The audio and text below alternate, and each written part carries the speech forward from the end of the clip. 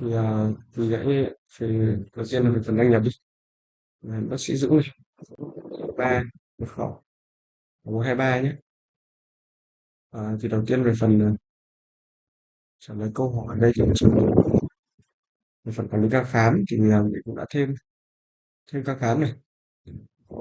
Trong ngày hôm nay chọn là sáng trong giờ đi. Mình sẽ chọn là 22 giờ.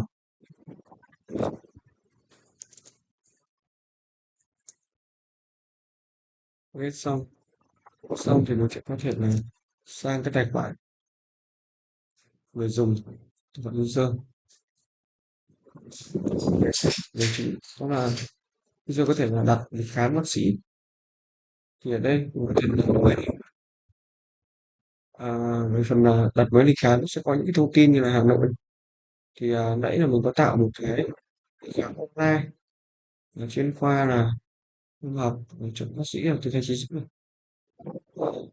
Thì ở đây người ta có thể là hiện được cái phòng khám của bác sĩ này trong ngày khám hôm nay này, trong giờ khám 20 giờ đến 22 giờ này.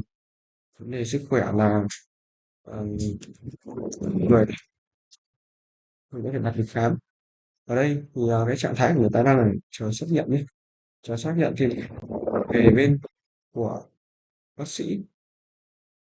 Một hai ba, ở đây cái lịch hẹn và phần lịch hẹn thì bác sĩ có nhận được một cái lịch hẹn đó là của Nguyễn Văn A với nội dung là yếu nhược. Thì khám online và đang chờ xác nhận. Thì ở đây mình có thể là một cái bệnh nhân ấy, mình có thể xem cái lịch sử trước đó của họ ở trong cái phòng khám của mình. Thì trước đó là bệnh nhân này đã từng khám 2 lần của bác sĩ. Đó, và đã từng bác sĩ một lần đang chờ xác nhận nhé, 2 lần. Về phần lịch hẹn này, bây giờ chuyển sang phần xác nhận nhé. Nội dung tư vấn này sẽ có phần cách khám online và phần xác nhận. Thì có thể là xác nhận từ chối hẹn hoặc là đã tư vấn xong. Không tư vấn xong thì bác sĩ có thể là đưa ra lời khuyên, đó là đi tập thể dục. Thì sau khi cập nhật trạng thái thì về bên phía user mình sẽ tạo một cái trang mới. User thì bên cái phần lịch khám này đây, thì cái ca khám vừa nãy thì đã được cập nhật thành đã tư vấn xong. Ở đây thì xem được những cái ca khám đã xong rồi thì có thể là xem được cái ghi chú bác sĩ đây này. Sẽ ghi chú các đi tổng dục này, hoặc là có thể xem lại những cái ví dụ bác sĩ có thể là ghi đơn thuốc vào đây. Đó, yeah. Sau khi ấy thì mình có thể đánh giá một số ok. Vâng, sau khi đánh giá xong thì cái đánh giá này sẽ được gửi bác sĩ và lúc đánh giá của mình sẽ ảnh đi nhé. Tiếp theo đến một phần nữa là trang admin. Đó, admin của nó đang thì đây có thể là quản lý được những cái tài khoản của bác sĩ nhé. Đó là thì có thể là thêm sửa xóa về những cái tài khoản bác sĩ, quản lý người dùng, có thể là thêm sửa xóa người dùng này, quản lý danh mục, những câu hỏi có những cái câu hỏi và những câu trả lời về quản lý lịch khám này. Thì ở đây có cái lịch khám mới nhất đó là khám yếu người, được ghi chú đó là đi tập thể dục này.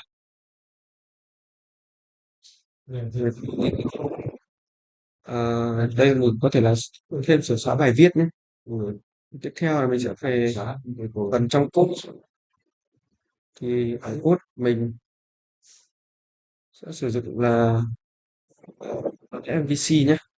Ở đây sẽ có những cái bạn như là view này, model này, controller này, và mình cũng sẽ phân quyền đó là ở vùng admin này, controller này, view này, còn model mình sẽ dùng chung nhé. thì ok, thì bây giờ bạn có muốn hỏi gì về phần phần code này không nhỉ? Alo,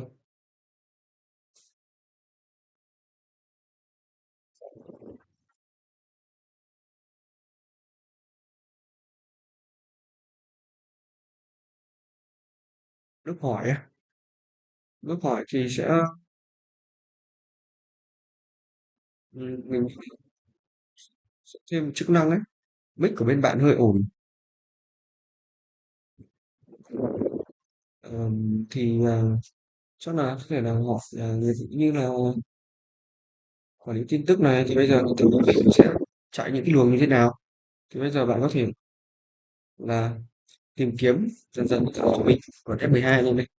Thì khi muốn thêm bài viết, tôi cho vào bài viết đây, sẽ tìm cái thêm bài viết này vào trong code nhé, Ctrl F lên tìm giúp mình cái chữ thêm bài viết này. Đó, thêm bài viết này thì các bộ phận của admin và nó sẽ nằm trong phần tin tức đây, admin tin tức đây. Rồi thì đây nó sẽ là làm cho phần admin này, tin tức này. Đây mình đã tìm thấy một cái nút bấm để thêm bài viết, và cái nút bấm này nó có cái link là create. Create thì mình lại tìm vào trong, sẽ tắt cái tab khác đi,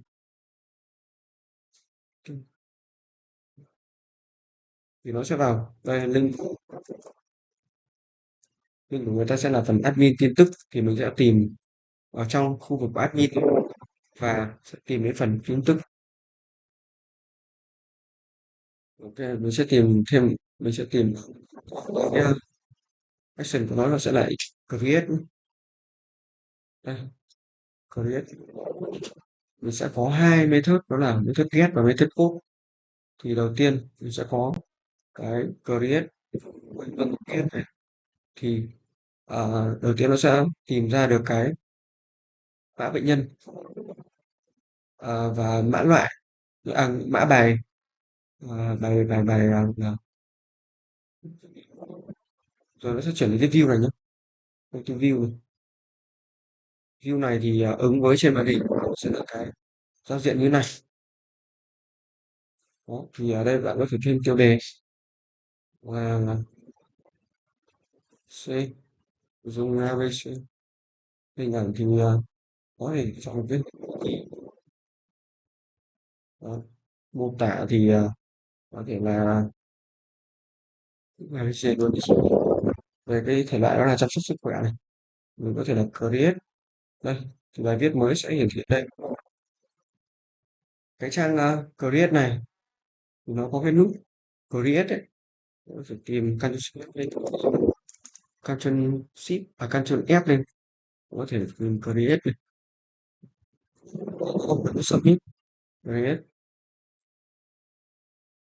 thì khi submit mình sẽ tìm đến cái bên của cái thằng này, bên phần con tin tức controller nhé, nó sẽ là một phần bot này, vẫn là action create, thì nó sẽ truyền vào những cái như thế này, truyền vào một cái truyền sang một cái model, đó là vào model bài viết nhé, và sẽ truyền sang đường link của ảnh. Thì ở đây mình sau đó mình sẽ check xem là cái model nó valid hay không, thì mình sẽ bắt đầu là tạo cái bài viết đấy, và là đây mình sẽ add cái bài viết đấy nó vào trong cái table bài viết, và sau đó mình sẽ link vào database. Và link xong thì mình sẽ quay sách đến cái action, đó là index. Đây, action index thì mình chọn bên trên action index, thì lại lấy ra được những cái bài viết đó, và một cái loại navigation. Mình sẽ truyền đến cái view tiếp theo. Đây, view tiếp theo này, đó là index. Đây là cái trang index của nó này. nó sẽ hiển thị ra được tất cả những cái bài viết, bao gồm cả cái bài viết mình đã thêm.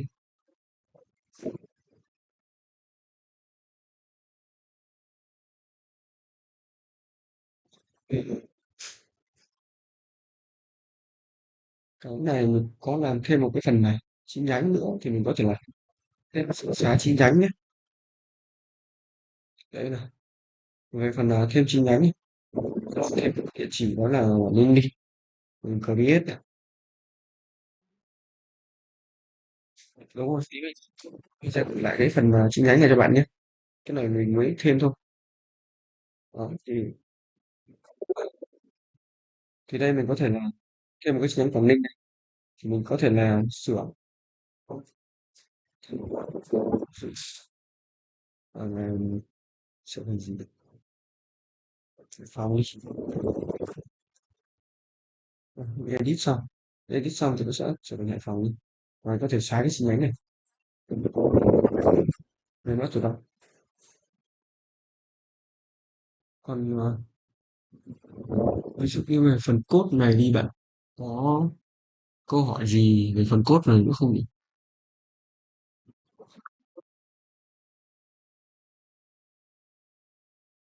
À, ok, được rồi, ok nhé. Thì bây giờ mình bắt đầu từ cái phần là cái bác sĩ đi nhé. Đây, phần bác sĩ thì sẽ log out ra này, bác sĩ Dũng nhé. 123 này. Khi mà ấn vào đặt lịch đúng không? Ờ, quản lý ca khám này.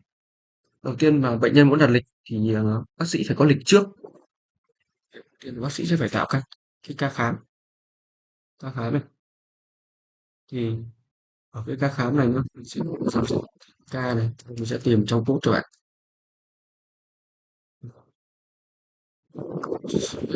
Về này, rồi bạn thêm một cái thêm ca. Rồi đây, thì đây cái trang này sẽ trang create CSHTML này sẽ là cái trang thêm ca ở trên giao diện của mình. Và sau khi nó sẽ cần những cái thông tin như kiểu là mã bác sĩ, mã người dùng này, mã người dùng là của bác sĩ này, những cái như là ngày khám này và hình thức khám này. Đó bạn có nhìn về bác sĩ này, ngày khám, hình thức khám và thêm là ca khám nữa. Đây, ca ca này thì mình có thể nhập tay. Thì mình sẽ đến từng bước một đi. Ngày khám thì mình sẽ chọn là ngày ví dụ là ngày 29 29 đi, 29 và mình sẽ chọn là khám ngoài giờ đi. Nhớ không? Nếu mà bạn tạo được khám online ngoài giờ thì bên phía bệnh nhân cũng phải chọn nó giống như thế thì nó mới hiển thị được cái thông tin của ca khám. Mình sẽ chọn khám online đi. Ca khám sẽ là 9 giờ tối. Đây, tạo mình tạo ca khám thì ở đây nó là tiếng Việt nên là nó hơi bị lộn xộn một tí. Online 9 giờ tối rồi. Thì bên đối với bên code thì khi mà ấn cái nút tạo ấy nó sẽ là cái nút này, create này, nút tạo. Đây là create thì mình sẽ tìm vào cái controller, các controller của cái ca khám này. Đây, ca khám này. Đó, mình sẽ tìm đến cái phần create ấy. Create đây. Sau khi mình bấm cái nút ở trang create đấy thì nó sẽ chuyển đến cái action cũng là create và cái mà HTTP của nó lại là HTTP port, còn cái bên trên là in. Thì nó sẽ thông qua cái action và cái HTTP port này nó sẽ chuyển cái ca khám bao gồm là mã của bác sĩ này, ca khám này, hình thức này và ngày khám. Thì sau khi mà cái mô đồ đấy nó invalid thì cái ca khám này nó sẽ được add vào trong DB và mình sẽ xếp trên cái DB đấy để lưu được cái ca khám này vào trong SQL này. Sau khi lưu xong thì mình sẽ lại chuyển đến cái action đó là index và ca khám này, nghĩa là cái controller ca khám index, và truyền thêm cái ID nữa của bác sĩ. Action Index thì nó ở phần bên trên này đi. Đó, đây. Action Index này là để lấy ra được những cái tài khoản của bác sĩ đã tạo. Đây, pha khám này. Cái này mình đang sắp xếp theo ngày khám. Ở đây mình có thể thấy là ngày 29 là ngày gần nhất. Những cái ngày cũ hơn nó sẽ ở dưới này. Đó, những ngày cũ hơn nó sẽ ở dưới này. Rồi, tiếp theo là về phần của bệnh nhân đi.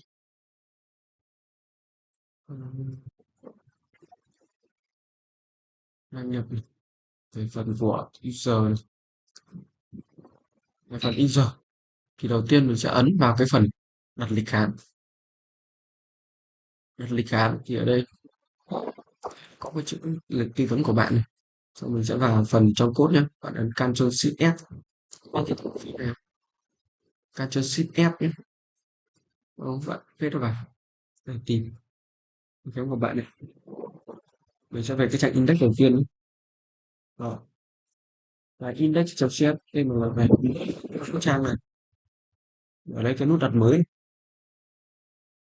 Đây, đặt mới. Nó sẽ di chuyển đến cái action đó là create ở trong cái phần cái của bạn.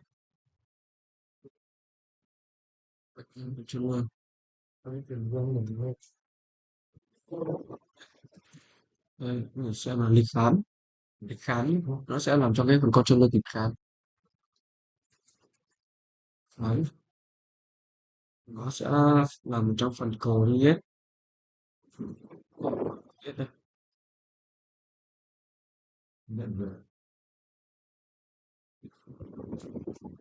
đây, nó sẽ nằm trong cái action đó là create này.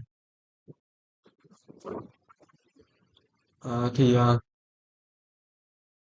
phần khi mà mình ấn vào create này nó sẽ chuyển sang một cái đó là gì đây đặt mới, nó sẽ chuyển sang cái lịch khám create. Thì ở đây mình sẽ có thể là chọn được những cái chọn địa điểm rồi, chọn là khám online, chọn là năm học này, sự kinh doanh lý dũng này, có thể chọn lại 9 giờ tối, hoặc có thể chọn 9 giờ tối này. Ok, thì để mình sẽ nhập về cái sức khỏe cần khám, đó là bắt đầu này. Ok, thì sau khi mình bấm thì cái trạng thái thì cái lịch khám này của mình sẽ được thêm vào database này, và cái trạng thái của nó đây, cái trạng thái của nó là đang chờ xác nhận bác. Thì mình ở đây mình có thể là xóa lịch vì nó sẽ bị xóa trong database. Và bây giờ mình sẽ sang bên phần của bác sĩ thì bác sĩ có thể ấn vào phần lịch hẹn này. Lịch hẹn ở đây mình có thể nhìn thấy đó là lịch hẹn chưa xác nhận và đang chờ xác nhận này của Nguyễn Văn A đau đầu và 9 giờ tối. Đấy. Thì bây giờ khi nút xác nhận này nhé, có thể tìm như là tháng 12 này này, nút xác nhận đi. Thì ở đây xác nhận sẽ ở trong cái phần bác sĩ và kiểm tra lịch hẹn này. Step này.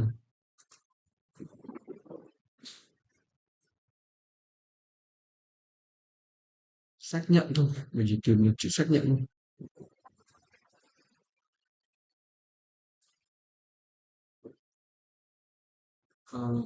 Trong phần bác sĩ kiểm tra lịch hẹn,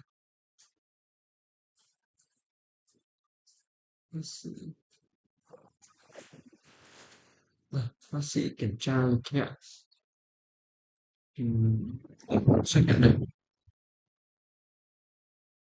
thì với cái trạng thái của nó không là cái trạng thái chờ xác nhận, thì nó sẽ hiện ra cái nút đó là nút xác nhận.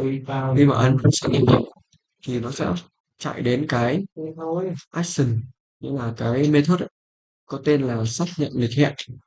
Trong phần kiểm tra lịch hẹn ở trong cái phần controller kiểm tra lịch hẹn Và bác sĩ không có chuyên là bác sĩ trong xác nhận thực hiện ở trong phần con chuyên viên bác sĩ thì nó sẽ chạy vào đây và sẽ truyền cái ID đấy. Thì trong đoạn code này sẽ tìm nếu mà ID là null thì sẽ trả về một get request này. Nếu mà ID khác null thì mình sẽ tạo một cái lịch khám mới và cái lịch khám này sẽ được tìm trong database với cái ID mà mình đã truyền vào, xem cái lịch khám này đã có chưa và mình lấy ra từ trong database. Ở đây sẽ check xem mà cái lịch khám nó có null hay không. Và sau đó thì mã bệnh nhân sẽ lấy ra mã bệnh nhân để truyền sang bên kia, để chuyển sang cái trang đó,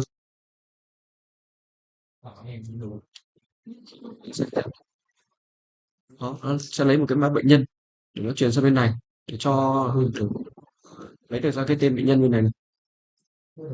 Cái, họ tên này và ngày khám này,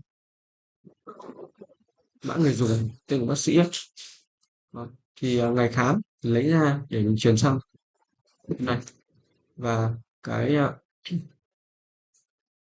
người dùng để mình lấy ra cái tên của bác sĩ là cái tên Dũng này. Và sau đó mình sẽ chuyển đến cái view, đó là view này luôn, cái view xác nhận thực hiện. Thì ở đây mình có thể là cập nhật trạng thái, đó là đã tư vấn xong, đã tư vấn xong. Khi mà đã tư vấn xong ấy thì mình sẽ hiển thị ra một cái ghi chú của bác sĩ, còn những cái trạng thái khác thì mình sẽ không hiển thị. Đó, từ chối không hiển thị, xin lỗi không hiển thị. Đây mình sẽ cập nhật trạng thái xác nhận lịch. Đây đã xác nhận lịch này, đã xác nhận lịch thì về phía bên của user đang chờ xác nhận sẽ F5 này. Đó, đã xác nhận lịch, bên user xác nhận lịch này. Đến bước tiếp theo đó là sau khi xác nhận lịch thì bác sĩ có thể là cập nhật thêm trạng thái một lần nữa, đó là đã tư vấn xong. Đau đầu thì lên đi. Ok, thì sau khi bác sĩ nhập ghi chú xong thì có thể cập nhật trạng thái, đó là đã tư vấn xong. Đã tư vấn xong thì lại phía của user F5 một lần nữa thì cái đau đầu này đã được cập nhật trạng thái thành đã tư vấn xong, và cái nút hủy lịch của nó sẽ không còn. Ok, thì về cái phần luồng chính của phần tạo lịch, đặt lịch thì lại còn cái vấn đề gì nữa?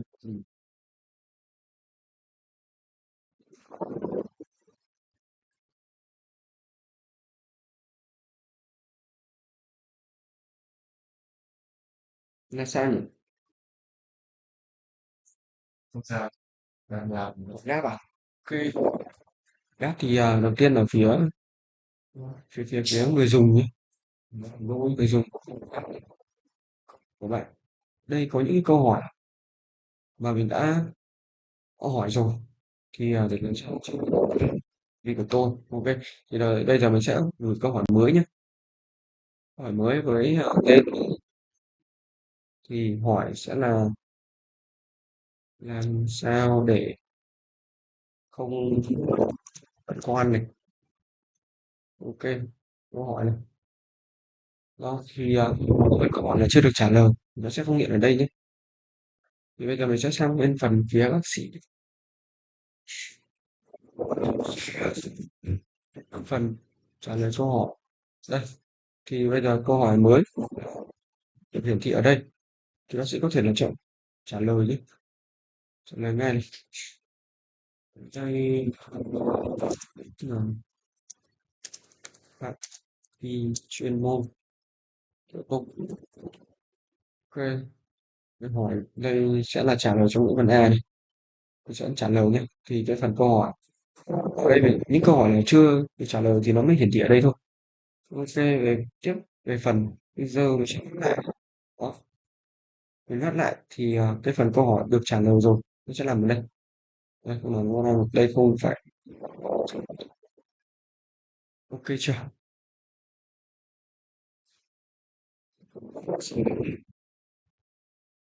Phần nào?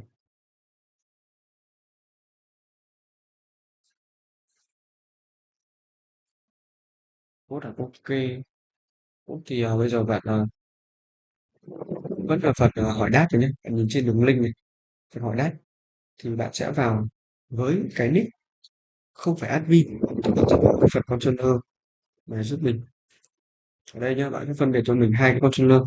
Đó là controller nó nằm trong phần admin này, và admin nằm trong phần audio và cái phần vùng của admin. Và cái phần controller nó nằm bên ngoài, là ngang cấp với thằng controller là bên ngoài nhé. Thì cái controller nằm trong cái phần admin, chỉ có admin mới được truy cập thôi. Còn những cái controller là bên ngoài này thì là những cái nick như những cái nick như bệnh nhân vào đúng phần này. Thì đây bạn sẽ tìm cái controller đáp này, gọi đáp. Đấy. Và ở controller index và ở action index nhé. Đây, action index. Đó. Thì action index này mình sẽ có cái nhiệm vụ đó là lấy ra được những cái hỏi đáp bao gồm email và bệnh nhân này, bao gồm những cái mã của bác sĩ này, và bệnh nhân phải là bằng với cái ID mình truyền vào này, và trạng thái là một nghĩa là cái câu hỏi này đã được trả lời rồi, và sắp xếp theo ngày hỏi. Đó. Sắp xếp giảm dần theo ngày hỏi. Thì tối đa đó là 5 cái bản ghi trong một trang, và mình ở đây cái phần kết number là để phân trang. Sau đó mình sẽ truyền được truyền sẽ được link câu hỏi này sang cái phần view. View thì mình có thể ấn chuột phải và ấn go to view. Go to view đây.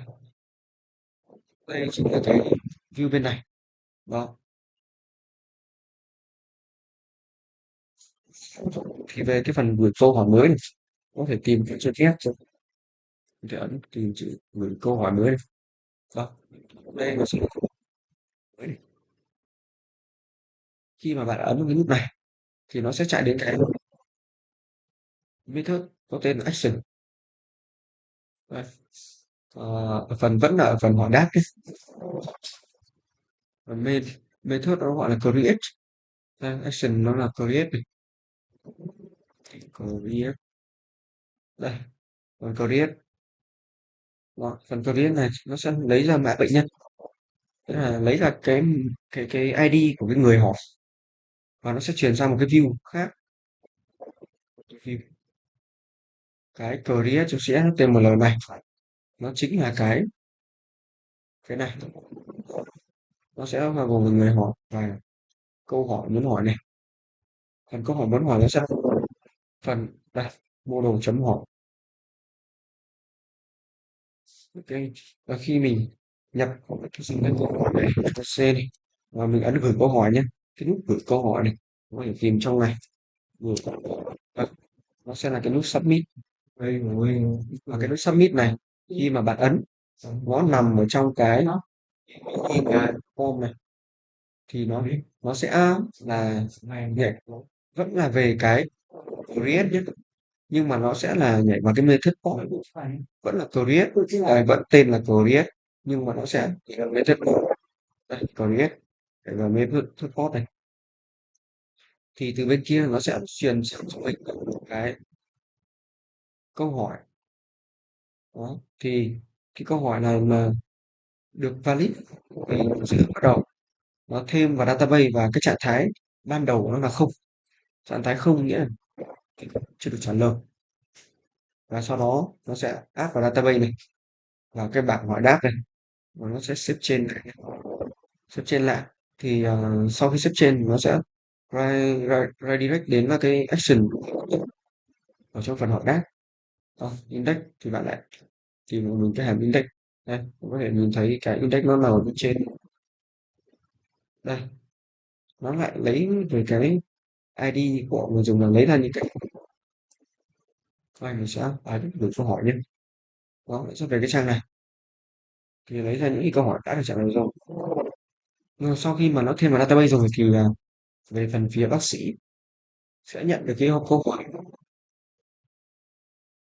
trả lời câu hỏi đó. Với cái trạng thái vừa nãy là không, thì cái trạng thái này sẽ được hiển thị là chưa trả lời, và bác sĩ có thể là ấn vào cái phần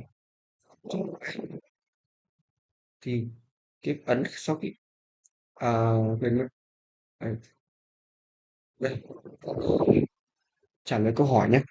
Trả lời câu hỏi thì bạn có thể tìm ở trong cái phần bác sĩ và là quản lý.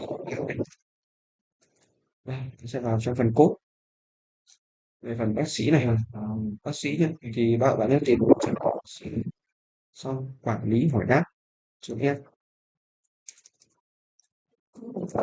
quản lý hỏi đáp đây. Cái phần quản lý hỏi đáp này thì nó sẽ lấy ra được những cái câu hỏi mà bệnh nhân người ta gửi đến, sau đó người ta sẽ phân trang theo cái text size text number, thì xong người ta sẽ gửi đến một cái view để cái câu hỏi đấy đến cái view này. Cái view này, view đấy trích lên cái view này là nó hiển thị này, nó sẽ có cái nút trả lời ngay này. Vâng, có thể tìm kiếm code cái nút cái chuột S này, trả lời ngay. Đó, trả lời ngay thì đây, sau khi căn chuột S mình đã tìm trả lời ngay. Trả lời ngay này thì sau khi bấm vào cái nút trả lời ngay này thì nó sẽ lấy được cái ID, nó sẽ lấy được cái ID của cái câu hỏi đấy, và nó sẽ truyền đến cái phần trả lời câu hỏi cùng cái controller của bác sĩ. Đây, bác sĩ controller này nhé, về sẽ chuyển đến nó sẽ nhảy đến cái method, cái action, hoặc là trả lời câu hỏi và chuyển làm cái ID. Thì ở đây ID nó sẽ lấy ra được cái câu hỏi đấy, tìm được câu hỏi, còn nếu mà tìm được thì nó sẽ truyền sang cái view này để cho bác sĩ có thể là trả lời câu hỏi đây. Trả lời ngay nó sẽ truyền sang cái trang này, chính là cái trả lời câu hỏi trên HTML này. Rồi thì trong phần này nó sẽ có những cái thông tin như là ờ, câu hỏi này, đây, câu hỏi với cái editor đó là đây, cái editor for này là cái thẻ để nhập vào này. Đây, cái ô này để nhập vào đấy, nhưng mà nó đang ở cái trạng thái đó là read only, chỉ có xem. Và cái phần trả lời câu hỏi trả lời này, đây sẽ là phần trả lời, sẽ trả lời bằng một cái text area. Đó, sau khi mà bác sĩ nhập câu trả lời vào thì có thể là và ấn trả lời nhé. Trả lời thì cái nút trả lời của nó sẽ nằm ở cái đây, thay submit, submit và lời trả lời này. Thì khi ấn vào trả lời này thì nó sẽ chạy đến cái trả lời câu hỏi, nhưng mà nó là ở phần method post. Đây, vẫn là trả lời câu hỏi này, phần method post này. Đó, mình ấn trả lời này. Rồi, method post sẽ được cái câu hỏi đấy sẽ trả lời, và nó sẽ cập nhật những cái như là ờ, ngày trả lời này. Ừm, đây, hỏi này, có câu hỏi sẽ phần đáp lại và cập nhật cái trạng thái của nó là một, nghĩa là đã trả lời này. Và sau đó thì sẽ lưu cái câu hỏi đấy và lưu vào trong database. Lưu vào trong database xong thì nó sẽ chuyển đến cái action đó là đáp. Còn nếu mà đáp thì mình cũng vừa trả lời rồi. Nếu hỏi đáp thì nó lấy ra những cái câu hỏi chưa được trả lời, hiển thị ra cái trang này. Đó, thì nó lại quay vào cái view ấy. Cái view này chính là cái trang này. Trang này xong thì mình lại quay về phía phần user nhé. Đây, user F5 lại. Rồi, đây vẫn người ta sẽ lấy được ra những cái câu hỏi, những câu trả lời. Thì phần đấy mình cũng giới thiệu về cái phần phím giờ rồi bạn còn muốn hỏi về cái phần nào không?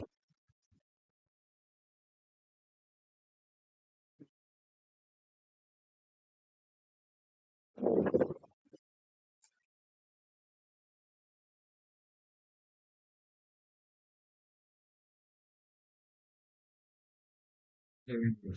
Controller của nó với một cái Ờ, là sao nhỉ? Là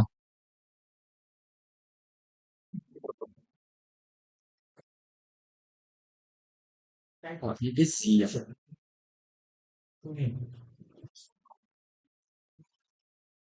Thì trước mắt bây giờ thì bạn cứ nắm cho mình được cái luồng chính nó chạy thế nào. Ví dụ như bây giờ nhá, ờ, có thể hỏi là trước nếu mà bác sĩ chưa tạo lịch khám thì bệnh nhân ờ, đặt lịch khám được không? Ví dụ như bây giờ mình vào đặt lịch khám này, đặt mới này, thì ở đây bệnh nhân có đặt được lịch khám không thì mình trả lời không, bởi vì là muốn đặt được lịch khám thì mình phải tìm bác sĩ, tìm được cái lịch mà bác sĩ đã tạo thì mới đặt được lịch khám theo cái lịch của bác sĩ đã tạo. Còn bây giờ nếu mà hỏi về cốt thì bây giờ mình sẽ chỉ bạn như thế này, là bạn cứ ví dụ muốn cho xem luồng chạy của nó như thế nào.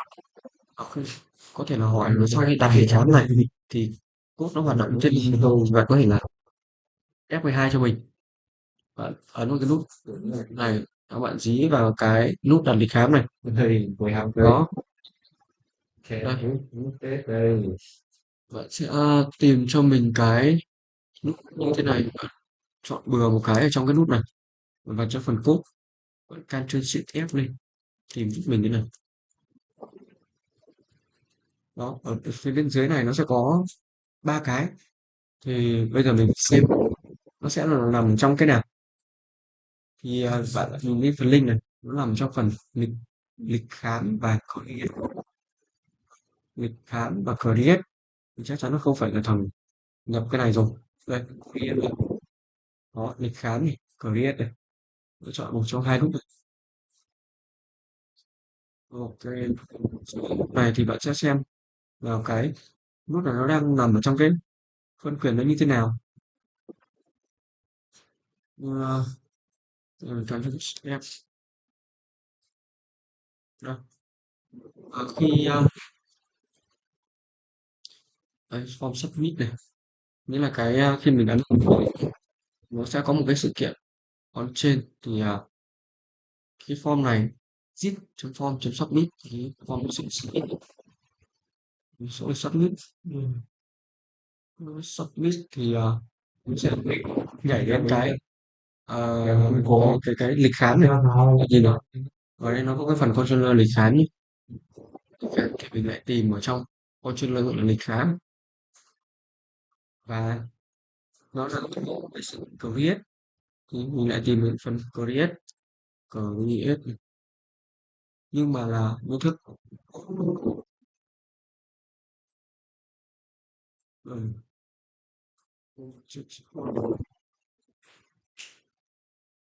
Sẽ nhảy đến cái phần phần là create này nhé.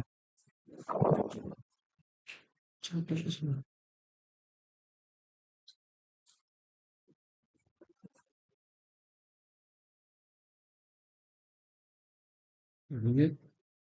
Đây, tôi sẽ nhảy đến cái phần này.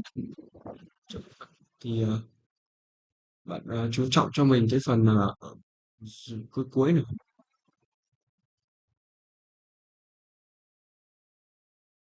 Thì nó sẽ có cái hàm khá là dài. Đầu tiên mình sẽ lấy ra được cái user này. Cái user được lưu trên session này. Và sau đó mình sẽ chuyển nó sang thành cái model bệnh nhân. Sau đó mình sẽ lưu vào cái model bệnh nhân của những cái chi view đấy để mình kiểm được API riêng của mình sẽ lấy những cái giờ khám để mình chuyển sang cái form. Ở đây thì sẽ lấy được những cái chi nhánh của bác sĩ này, chi nhánh và cái tên khoa này, tiếp theo là lấy được ra tên của bác sĩ này, và lấy được ra phần ca khám của bác sĩ này, và lấy ra ngày khám này. Phần này cũng lấy được ra, phần này sẽ lấy được cái giờ cụ thể, và sau đó sẽ set up cho nó cái trạng thái bằng không, là đặt lịch ấy, đấy, bằng không là cái trạng thái bằng không. Thì sau khi mà đây cái phòng ít này, thì sau khi mà đã đủ những cái thông tin như thế rồi thì mới bắt đầu tiến hành đi vào database. Ở đây mình có cái là nó sẽ check cho user xem nó khác đúng không này. Chỗ này là lấy ra cái ID của user đã đặt lịch. Xong phần mô tả, check phần mô tả xem cũng khác luôn hay không. Sau đó thì kiểm tra cái model này có invalid hay không. Invalid xong thì mình sẽ ờ, lịch, mình sẽ cái này mình đặt lịch nhé. Đây mình sẽ áp cái lịch đấy vào trong cái table đặt lịch ở trong database, và mình sẽ xếp trên nó. Xếp trên xong thì mình sẽ chuyển nó đến cái phần action index của cái lịch khám này. Lịch khám này nhé, vẫn là controller lịch khám thì nó sẽ chuyển đến phần index nó có thể hiểu là cái phần write direct action.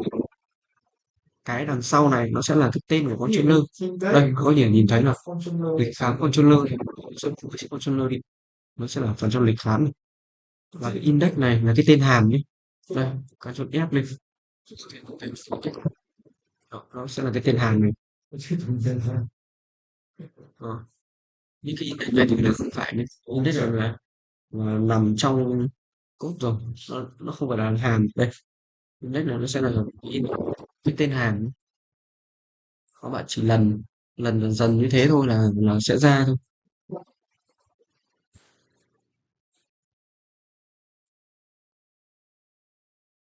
Cái thì cái gì nữa không nhỉ?